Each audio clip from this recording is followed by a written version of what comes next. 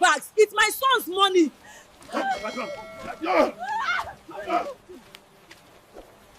They dragged her bags to the gate, in front of the whole compound, in front of the neighbors, in front of God. Her husband's body was not even cold in the ground yet. The morning they threw me out, it was raining. Not the kind of rain that cools the earth and smells like fresh grass. No, this was the angry kind. The kind that hits the zinc roof like it has something to prove. The kind of rain that feels like heaven itself is crying for you. I had been a wife in that house for 6 years. 6 years of waking up before everyone else, of sweeping that big compound while the in-laws were still snoring. 6 years of cooking, washing, ironing, and smiling when I did not feel like smiling. 6 years of being called that girl Emeka married, never by my name, never Ada, never our daughter-in-law, just that girl. My husband, Emeka, was the only reason I stayed. He was a quiet man, not the type to shout or beat his chest, but he loved me in ways that did not make noise. He would leave a cup of tea by my bedside before I woke up. He would hold my hand under the table during family dinners when his mother said something sharp and cruel. He would whisper to me later, "Don't let her enter your heart, Ada. You are my home." But Emeka got sick. It started small. Tiredness, then weight loss, then the hospital visits that became longer and more frightening each time. His family blamed me, of course. His mother, Mama Chidima, a large woman with a voice like a foghorn and eyes that could strip the bark off a tree, told anyone who would listen that I had done something to his son, that I had used him up like fuel, that I was a witch hiding behind a church uniform. I kept quiet. I nursed Emeka. I prayed. And then one Tuesday morning, just before the Harmattan arrived, Emeka died in my arms. I did not even finish crying before they started. His mother walked into our bedroom, and began opening drawers.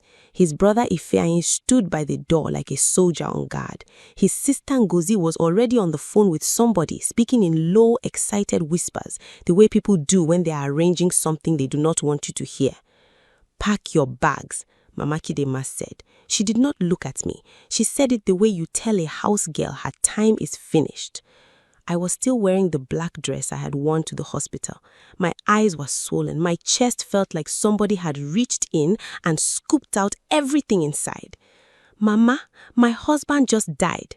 "Your husband," she repeated, and she laughed. A short, ugly laugh.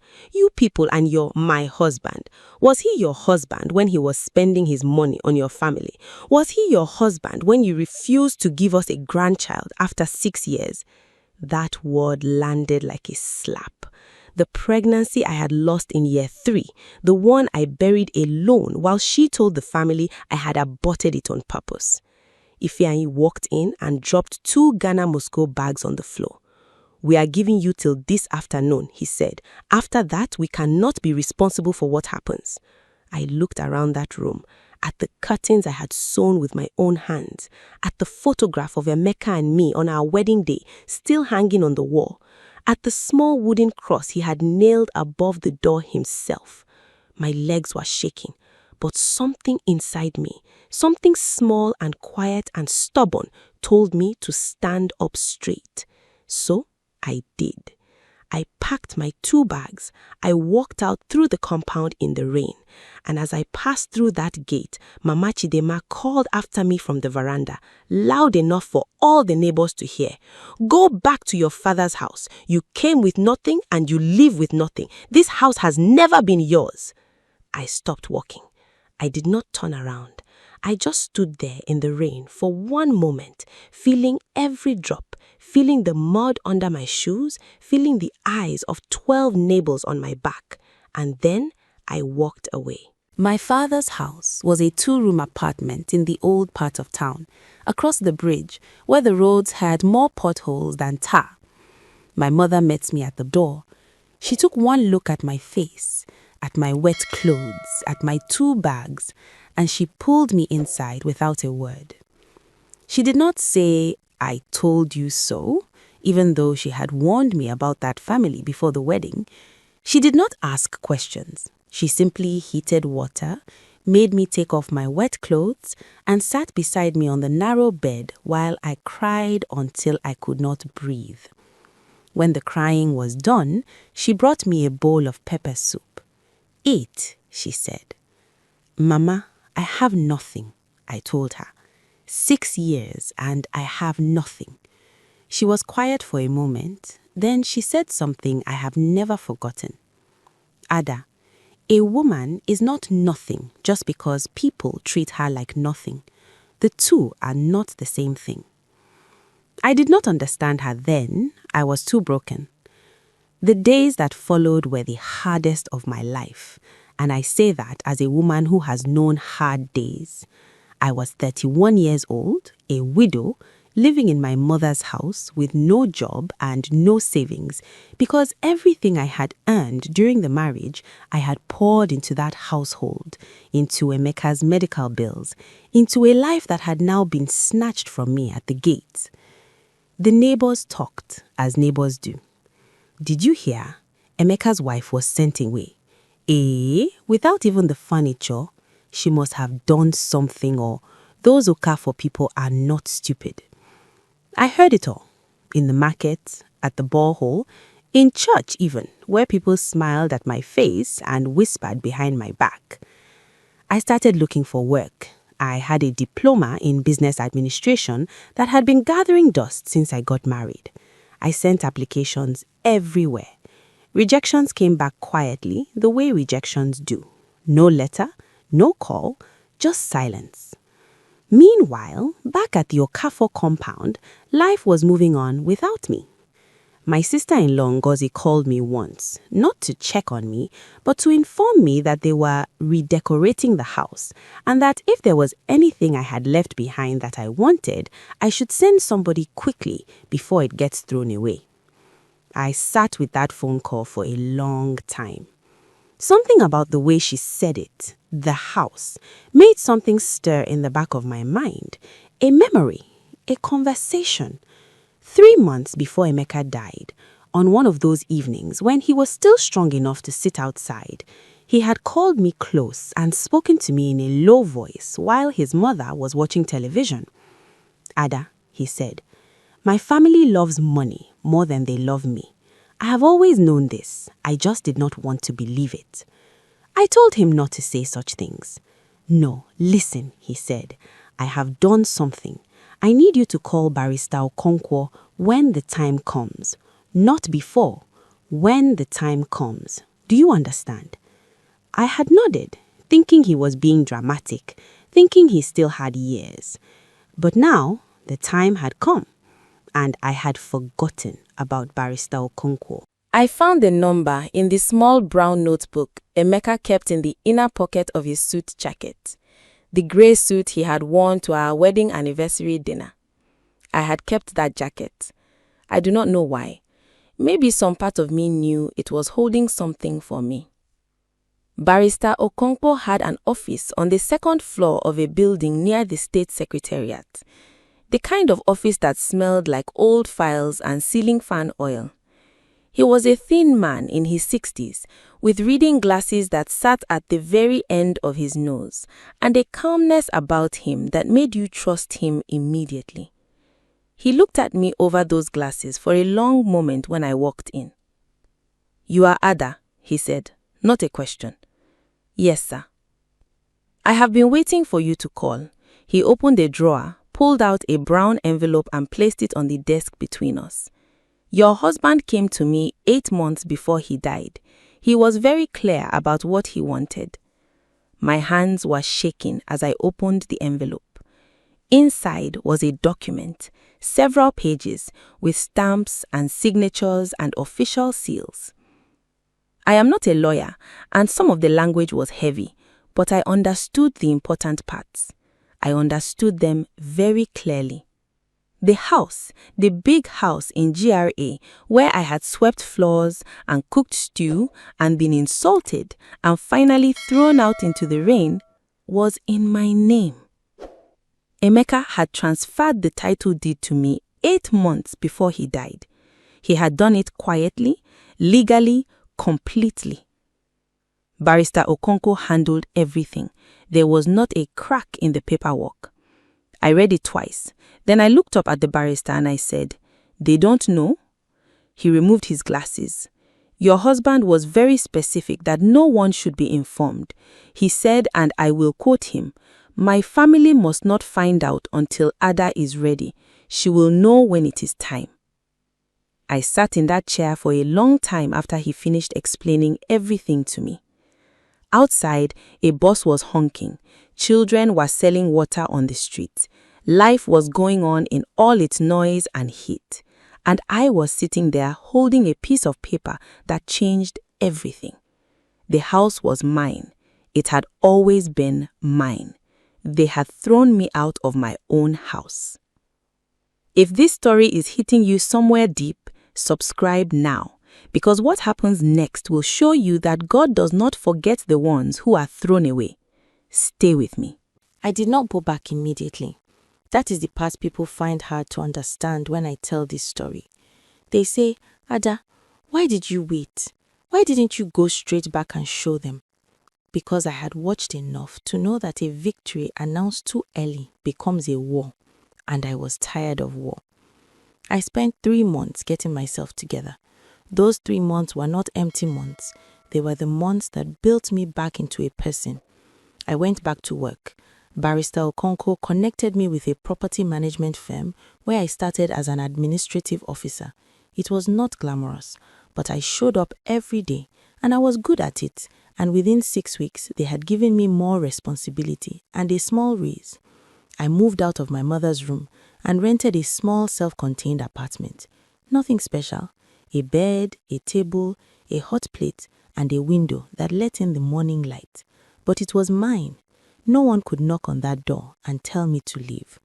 I went to church, not the church where people whispered about me, but a different one, a smaller one, where a woman pastor with broad shoulders and a warm laugh preached about resilience like it was something you could taste.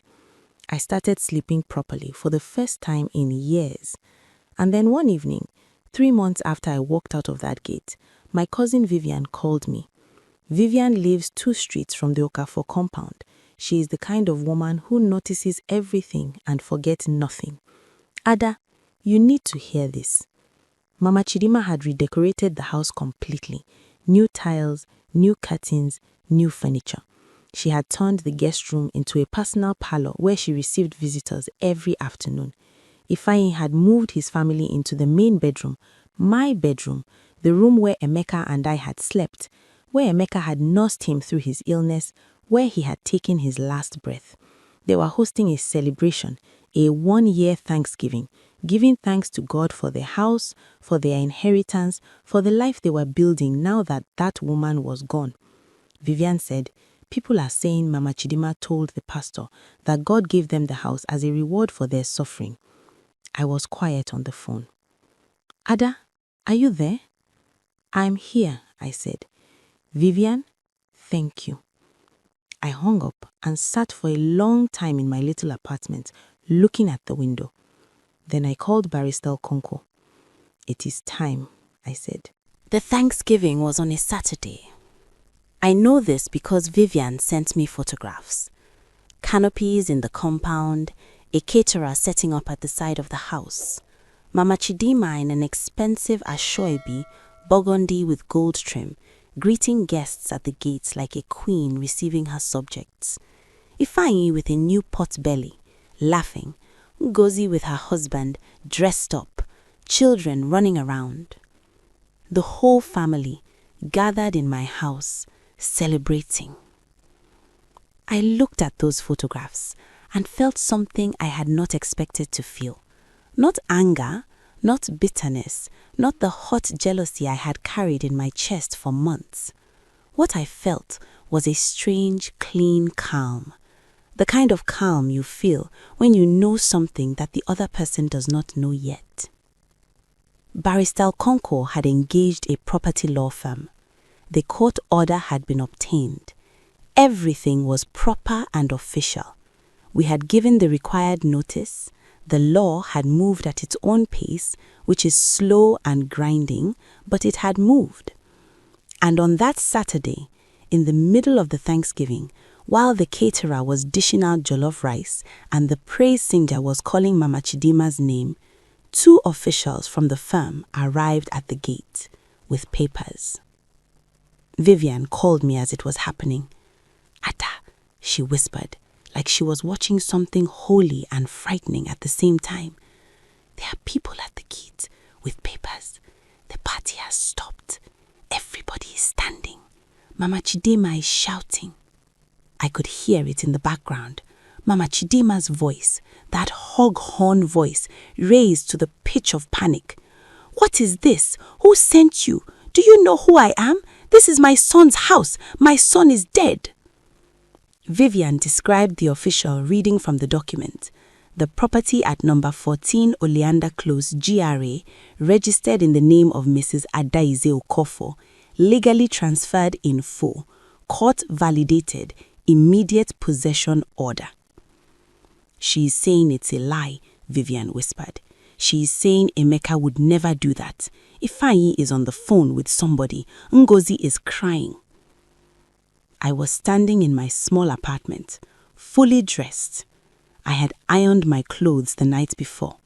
A simple black dress, the kind that says nothing flashy but means business. My late husband's gold ring on my right hand, low heels, nothing extra. "Vivian," I said, "I'm on my way."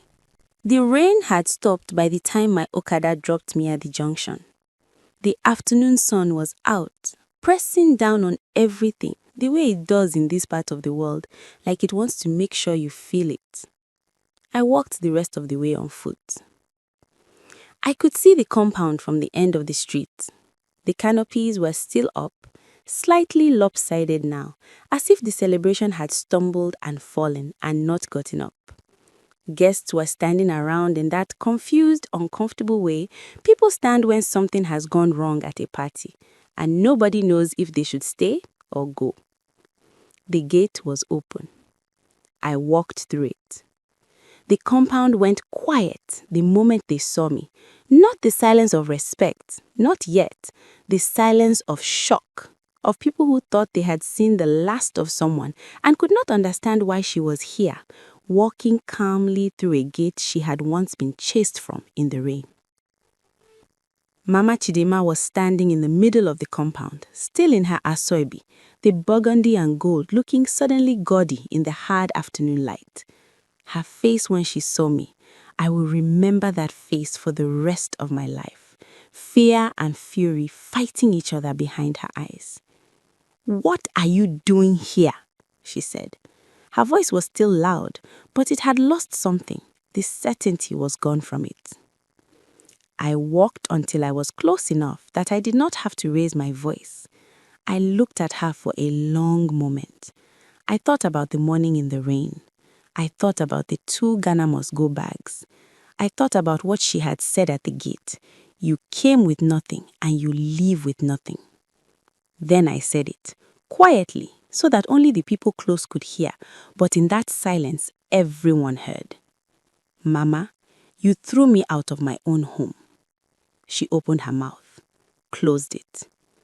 This house, I said, has been mine for 8 months. My husband put it in my name before he died because he knew what would happen, because he loved me when you did not. And now, with the full authority of the law of this country, I am asking you, all of you, to please leave. Ifeanyi stepped forward. You cannot just... The court order is with those officials at the gate, I said, without looking at him. If you have a legal argument, you are welcome to present it in court, but today you will leave this compound. Ngozi started crying. Her husband put his arm around her. Guests were retreating quietly. the way people do when a thing has become too private and too powerful for spectators. Mama Chidima stood there in her expensive asoebi, and for the first time since I had known her, she had nothing to say. Her mouth walked silently. Her hands gripped the wrapper at her waist. She looked old suddenly, and small, and very, very afraid. She had spent 6 years making me feel like I was nothing, like I was a beggar in someone else's house, a mistake her son had made, an inconvenience to be managed and eventually removed. I had spent those same 6 years loving his son faithfully, caring for him, holding his hand while he died, and even in dying, even at the end, he had found a way to protect me, to stand between me and everything that wanted to diminish me. He knew, and I was speaking to him now, not really. I was speaking to Emeka wherever he was. He knew, and he made sure. I walked into my house. The furniture was different. The tiles were new. The curtains were wrong, but the small wooden cross above the bedroom door, the one he had nailed there himself, was still there. They had not noticed it, or perhaps they had not been able to bring themselves to remove it. I stood under it for a moment, my hand against the doorframe. Then I took a long, slow breath, and I began the work of taking back what was mine. They called me nothing. They threw me out in the rain with 2 bags and a broken heart, but the man who loved me had already written my name on everything that mattered. You cannot throw out the owner. You can only delay her return. If this story moved you, share it with someone who needs to hear it today.